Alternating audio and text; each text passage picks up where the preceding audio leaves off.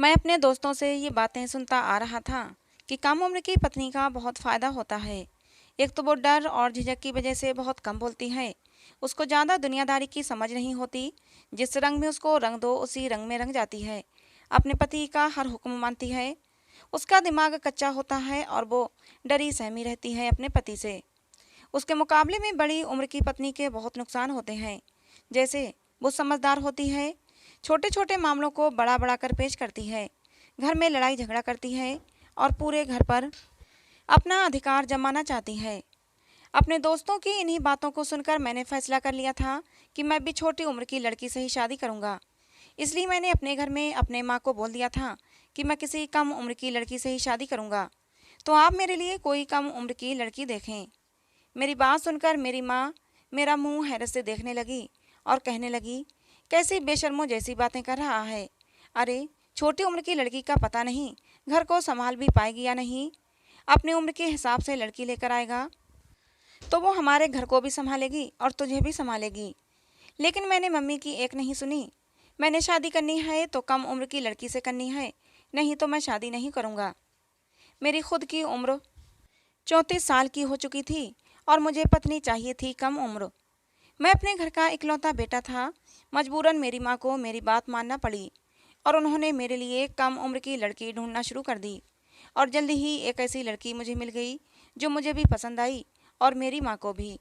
उस लड़की की उम्र ज़्यादा से ज़्यादा 17-18 साल की होगी। उसका नाम अवंतिका था और फिर चट मंगनी और पट ब्याह हो गया। आज मेरी शादी थी और मेरी दुल्हन सुहाग की सेज पर बैठी मेरा इंतजार कर रही थी। मैं बेहद खुशी के आलम में अपने कमरे में दाखिल हुआ, जहाँ पर मेरी नई नवेली दुल्हन अवंतिका बैठी हुई थी। अवंतिका बहुत खूबसूरत थी। उसकी खूबसूरती को देखकर मैं हैरान भी था और खुश भी था। मैं अपने दिल की धड़कनों पर काबू पाते हुए आगे बढ़ा और उसके सामने जाकर बैठ गया। न जाने कितनी देर तक मैं उसके हुस्न को देखता रहा और दिल ही दिल में खुश होता रहा। मुझे कितनी कमसीन और कितनी सुंदर पत्नी मिली है। वो बहुत ही मासूम लग रही थी। इससे पहले मैंने अवंतिका को सिर्फ फोटो में ही देखा था, लेकिन सच में तो अवंतिका और भी ज़्यादा सुंदर थी। मैंने महसूस किया कि उसके हाथ पांव कांपने लगे थे। वो बहुत ज़्यादा डरी हुई थी शायद, और उसे डरा हुआ देखकर मुझे खुशी भी हो रही थी। मेरे दोस्तों की पढ़ाई हुई पट्टी मेरे आंखों पर बंधी हुई थी। उन्होंने मुझे समझाया था कि अपनी पत्नी की ज़्यादा तारीफ मत करना, पहले ही रात में उसे इतना डरा धमका कर रखना कि वो तुझ पर हावी न होने पाए, नहीं तो बाद में तो उसे काबू नहीं कर पाएगा। और मैं इन सारी बातों पर अमल कर रहा था। इसलिए अवंतिका को डरा सहमा देखकर मुझे बहुत ज़्यादा खुशी हो रही थी कि चलो, अवंतिका तो मेरे डराने से पहले ही डरी हुई है। इस डरी सहमी सी लड़की को थोड़ा और डराया जाए, ये ख्याल मेरे दिल में आया तो मैंने अपने फ़ोन पर 30 सेकंड का टाइमर सेट कर दिया। 30 सेकंड के बाद मेरे फ़ोन पर रिंगटोन बजी। मैं फ़ोन लिए कमरे में साइड पर चला गया और फ़ोन पर किसी से बहुत ही ज़्यादा गुस्से में बातें करने लगा। मैं गुस्से से फ़ोन पर बोलने लगा कि आज मेरी शादी है और तुम्हें यही समय मिला है मुझे ये बुरी खबर सुनाने का। तुमको पता नहीं है मैं कितना गुस्से वाला इंसान हूँ। मुझे लोगों का बक बक करना बिल्कुल भी पसंद नहीं। और जब मुझे गुस्सा आ जाए तो फिर मैं ये नहीं देखता कि मेरे सामने कौन इंसान खड़ा है। जिस इंसान को अपनी खैर चाहिए वो मेरे सामने जवाब नहीं देता। और तुम्हारी इतनी हिम्मत कि तुम मुझे बातें सुना रहे हो। कल आकर मैं तुम्हें ठीक करता हूँ, सीधा नौकरी से निकाल दूंगा, क्योंकि गलती की मेरे पास कोई माफ़ी नहीं है और तुमने गलती की है और तुम्हारी यही सज़ा है कि तुम्हें नौकरी से निकलना पड़ेगा। जो बातें मैं अपनी पत्नी को सुनाना चाहता था वो सारी बातें मैंने फ़ोन पर किसी और को सुनाकर दरअसल अपनी पत्नी के कानों में डाल दी। मैंने उसको मुंह दिखाई की अंगूठी दी थी, उसने मेरे हाथ से लेकर सामने टेबल पर रख दी। उसकी ये बात मुझे बहुत बुरी लगी। मैंने उससे कहा कि इसे पहन लो। उसने कहा कि मुझे अंगूठियाँ पसंद नहीं। उसकी बात सुनकर मुझे बहुत गुस्सा आ गया था, लेकिन मैं इतनी खूबसूरत रात को गुस्से की नज़र नहीं करना चाहता था। मैंने उसका हाथ अपने हाथों में लिया तो कुछ ऐसा हुआ जिसकी मुझे बिल्कुल भी उम्मीद नहीं थी। मेरी पत्नी ने अपना हाथ मेरे हाथों से एकदम से खींच लिया और उसके चेहरे के एक्सप्रेशन ऐसे हो गए कि जैसे उसे बहुत ज़्यादा गर्मी लग रही है। उसके हाथ पैर डर के मारे कांप रहे थे। मैं अभी उसे कुछ नहीं बोला था कि तभी डर के मारे वो बेहोश हो गई। उसको बेहोश होते देखकर मैं बहुत ज़्यादा परेशान हो गया कि अब मैं क्या करूं, क्योंकि अगर मैंने बाहर जाकर सबको बताया कि दुल्हन शादी की पहली रात को ही बेहोश हो गई तो सब लोग इस बात का गलत मतलब निकालेंगे और फिर मेरी कितनी बदनामी होगी। मैं किसी से नजरें मिलाने के लायक नहीं रहूंगा। अपने हिसाब से मैंने उसे होश में लाने की भरपूर कोशिश की। उसके मुंह पर पानी के छींटे मारे, उसे झिझोड़कर होश में लाने की कोशिश की, तब भी वो होश में नहीं आई। तो मैं परेशानी से कमरे के अंदर ही चक्कर काटने लगा और सोचने लगा कि ये समस्या किसके सामने ले जाकर रखूं।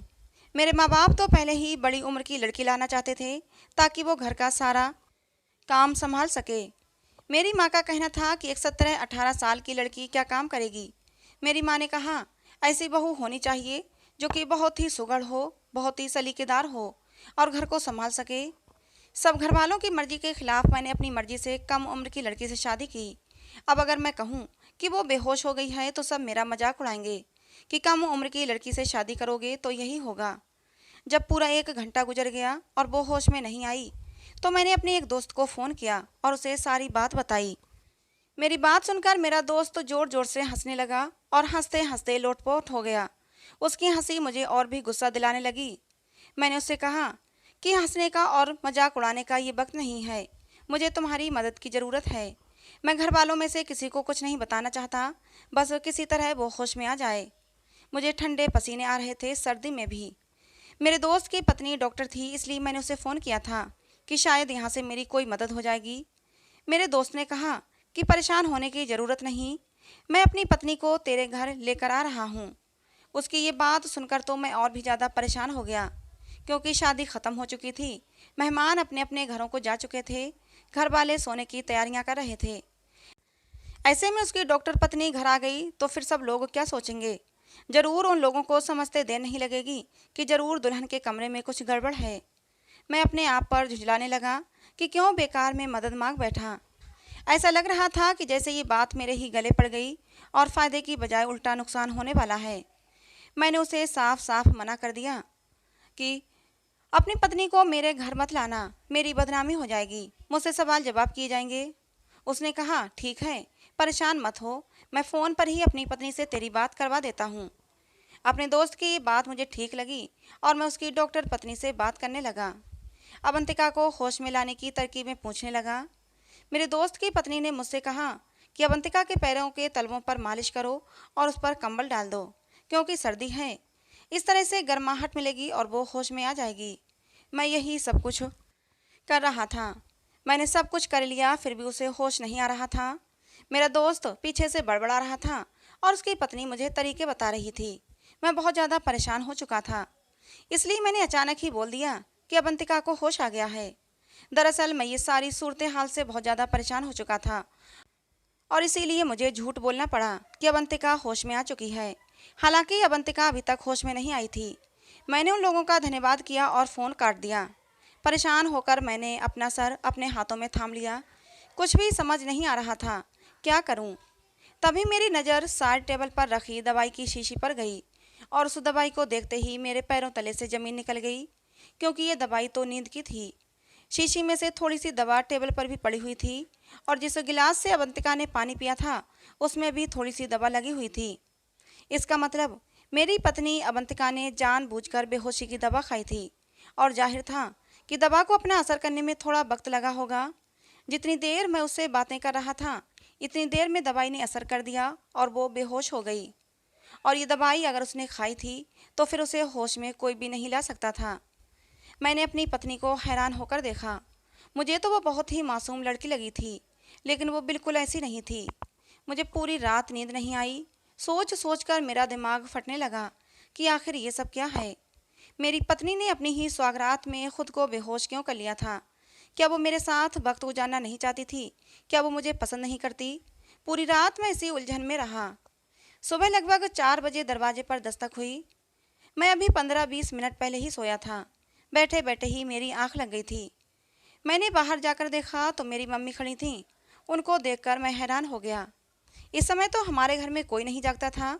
मम्मी भी सुबह को इतनी जल्दी नहीं जागती थीं और आज तो शादी की कोई रस्म भी नहीं करनी थी, क्योंकि मैंने घर में पहले ही कह दिया था कि अब जितनी भी रस्में करनी हैं वो एक दिन छोड़कर करना, क्योंकि शादी के कामों के चक्कर में बहुत ज़्यादा थकावट हो गई थी।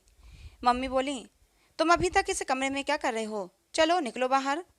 मैं हैरानी से मम्मी को देखने लगा। मम्मी, मेरी अभी अभी शादी हुई है। ये मेरा कमरा है। अगर मैं यहाँ नहीं होऊंगा तो कहाँ होऊंगा? मेरी बात सुनकर मम्मी बोली कि हमारे खानदान की ये परंपरा है कि शादी की पहली रात दूल्हा दुल्हन शादी वाले कमरे में बहुत देर तक नहीं रुकते। सुबह होने से पहले ही उन्हें कमरे से निकलना होता है, नहीं तो ये अशुभ माना जाता है। मम्मी की बात सुनकर मुझे गुस्सा आने लगा। क्या मम्मी, आज के ज़माने में भी आप शुभ अशुभ के चक्कर में पड़ी हुई हैं? मेरी बात सुनकर मम्मी ने मुझे एक जोरदार डांट लगाई।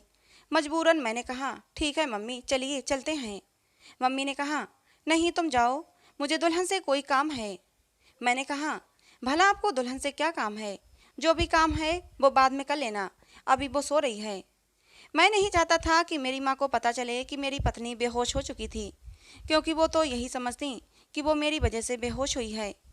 मेरी माँ ने कहा कि पागल, शादी तो तूने कर ली है, लेकिन और भी कुछ ज़रूरी बातें होती हैं जो मुझे दुल्हन से पूछना है, और मैं वही ज़रूरी बातें दुल्हन से पूछने जा रही हूँ। पता नहीं तेरे दिमाग में क्या भूसा भर गया जो इतनी कम उम्र की लड़की से शादी कर ली। बड़ी उम्र की लड़की होती तो उसे थोड़ी समझ होती। अब इतनी कम उम्र की लड़की लाए हैं तो उसका ध्यान तो रखना ही पड़ेगा। जाकर देखूं ठीक है या नहीं। इतना तो मैं बच्चा नहीं था कि मुझे मेरी माँ की बात समझ में नहीं आती। मैं अपनी माँ का मतलब समझ चुका था, लेकिन जब वो पहले ही बेहोश हो गई तो भला इस बात की क्या तुक। मैंने अपनी माँ को बहुत बहाने बनाए कि मेरे साथ चलें। मैंने कपड़े पहने हैं, मुझे पता नहीं मेरे कपड़े कहाँ पड़े हैं। मुझे बहुत भूख लगी है, मुझे नाश्ता बनाकर दे दें। मेरे सर में दर्द हो रहा है, मुझे एक कप कॉफ़ी बनाकर दे दें। मेरे बहाने मेरी माँ को और भी शक में डाल रहे थे। मेरी माँ ने मुझे एक तरफ को धक्का दिया और अंदर चली गई। मैं कमरे के बाहर ऐसे खड़ा था जैसे हॉस्पिटल में कोई ऑपरेशन थिएटर के बाहर खड़ा हो और उसे पता हो कि कोई बुरी खबर ही मिलने वाली है। थोड़ी देर बाद ही मेरी मम्मी बाहर आई तो मुझे हैरान होकर देखने लगी कि तू अभी तक यहीं खड़ा है। फिर अचानक से मेरे कंधे पर थपकी देकर कहा कि तुम्हारी पत्नी बिल्कुल ठीक है। मैं तो बेकार में ही शक कर रही थी। मम्मी के मुंह से ये बात सुनकर मैं हैरान हो गया कि मम्मी ने कैसे जांच लिया कि मेरी पत्नी ठीक है या नहीं।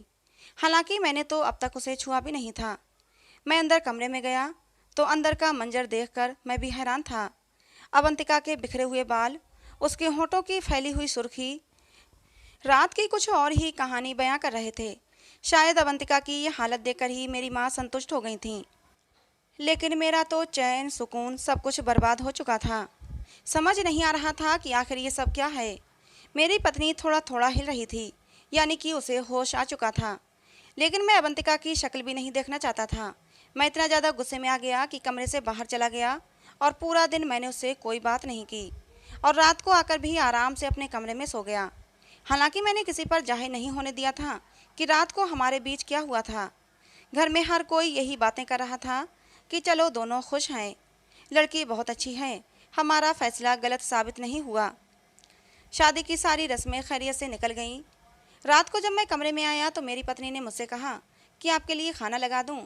मम्मी जी ने कहा था कि हम दोनों साथ में खाना खाएंगे। मैंने कहा, साथ खाना खाने की क्या ज़रूरत है, बाहर खाना लगा दो, मैं बाहर आकर खा लूँगा।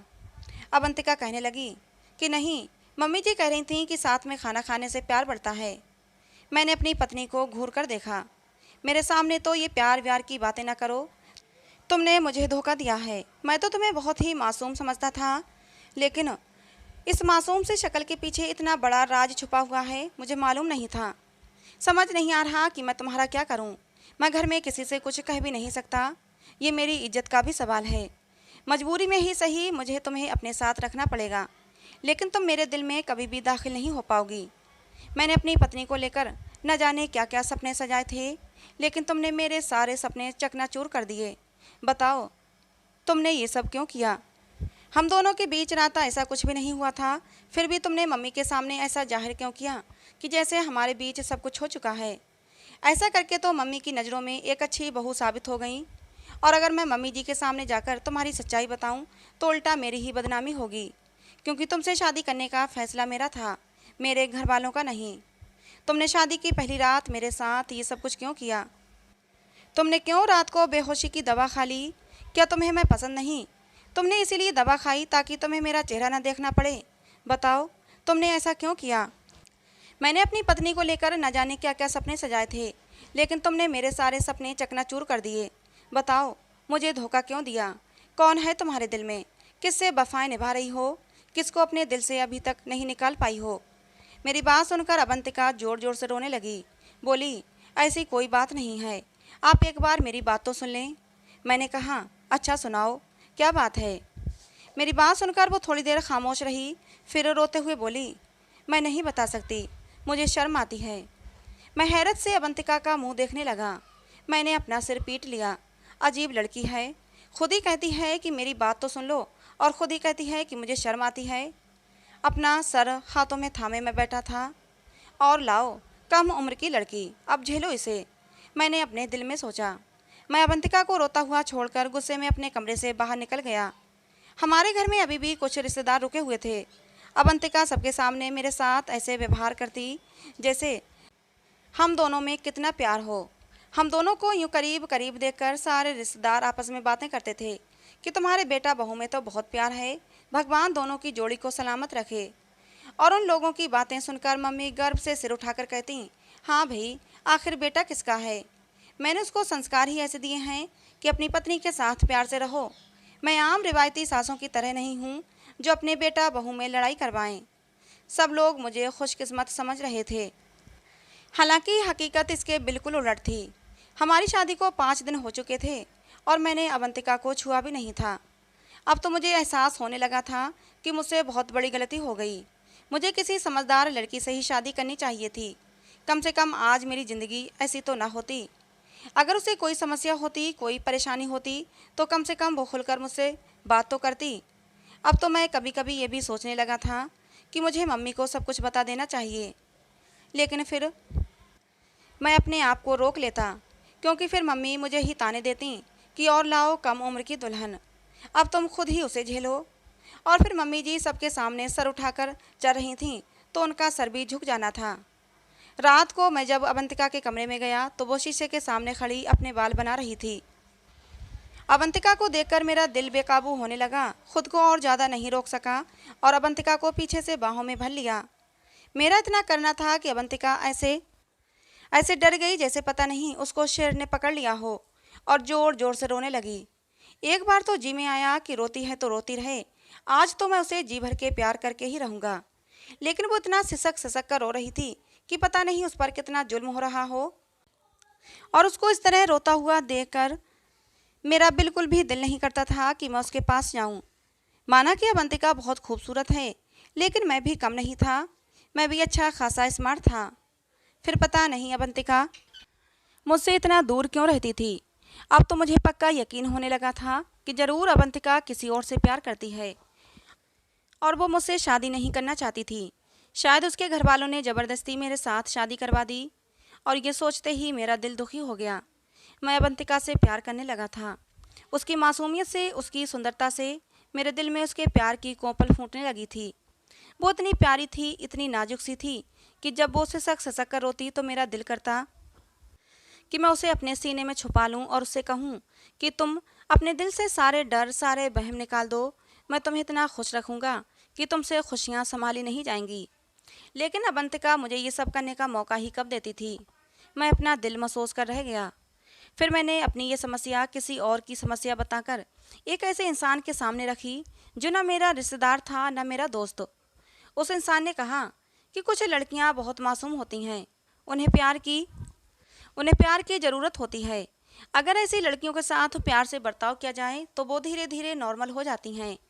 लेकिन अवंतिका पर तो प्यार का भी असर नहीं हो रहा था। मैं उसके साथ बहुत ही प्यार से पेश आता।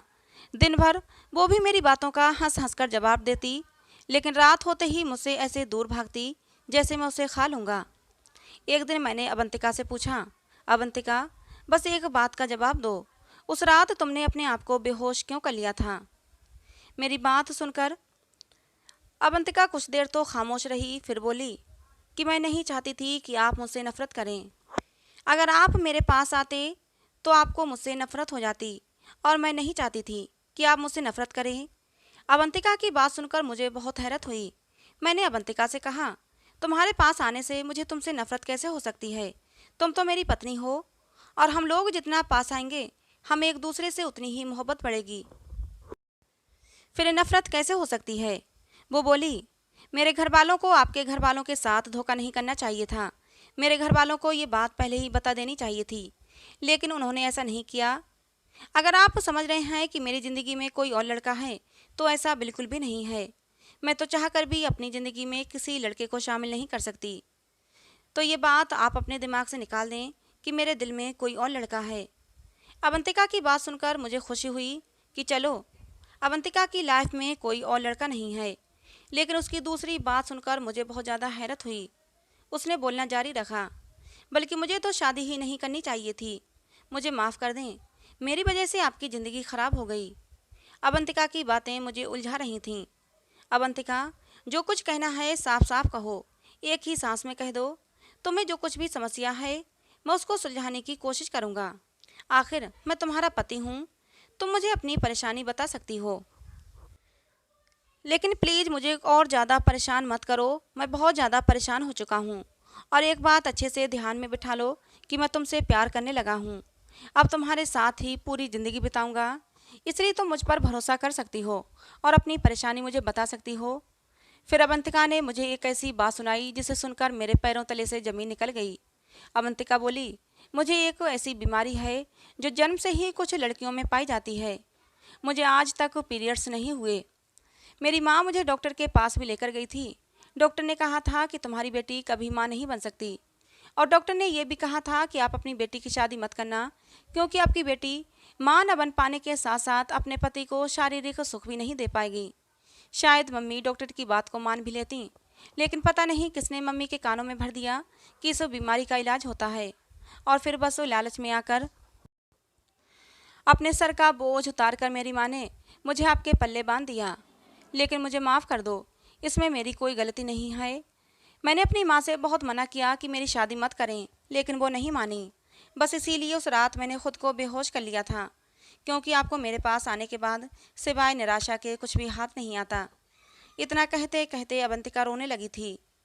रोते हुए बोली, मैं जानती हूँ मैं आपको कोई खुशी नहीं दे सकती, लेकिन फिर भी मैं अपने दिल के हाथों मजबूर हो गई और तुमसे प्यार कर बैठी। सोचा था तुम्हारी ज़िंदगी से दूर चली जाऊंगी, लेकिन दिल के हाथों मजबूर हो गई।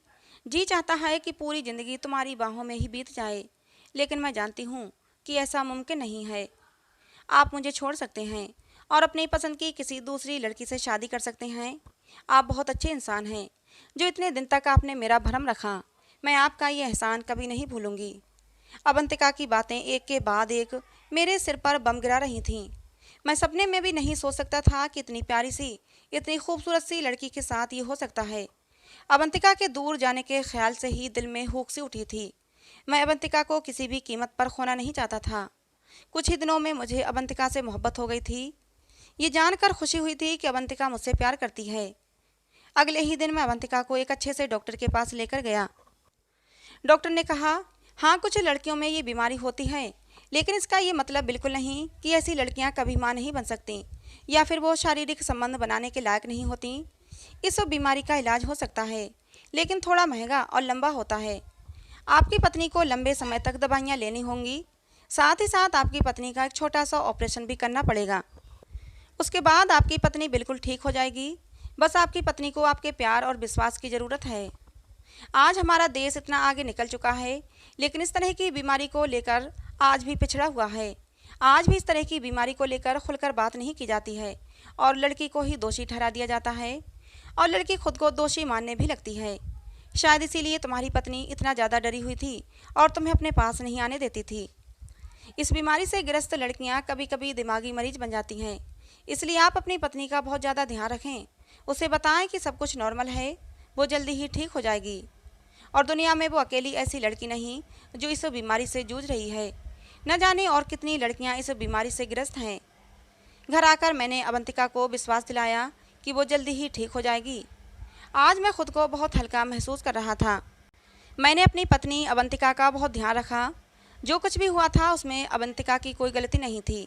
मैंने अवंतिका से कहा कि तुम ये बात किसी को मत बताना। मैं तुम्हारा पूरा इलाज कराऊंगा, जितना भी पैसा लगेगा सब खर्च करूंगा। अब हम किसी न किसी बहाने से डॉक्टर के पास जाने लगे।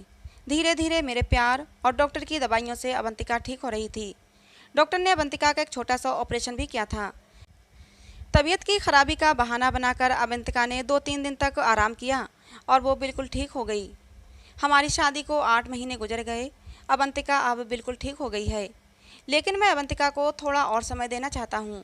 जब तक अवंतिका खुद को सहज महसूस नहीं करती, तब तक मैं उसे डिस्टर्ब नहीं करना चाहता था। लेकिन उस रात जब अवंतिका ने खुद ही पहल करते हुए मेरे होठों पर अपने होठ रख दिए, तो मैं खुद पर काबू नहीं कर पाया। मैंने कसकर अवंतिका को बाहों में भर लिया और फिर वो रात मेरी ज़िंदगी की सबसे हसीन रात बन गई।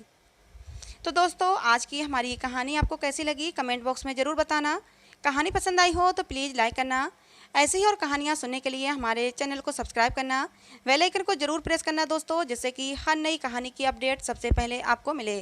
कहानी को अंत तक सुनने के लिए आप लोगों का बहुत बहुत धन्यवाद दोस्तों। मिलते हैं अगली किसी नई कहानी में।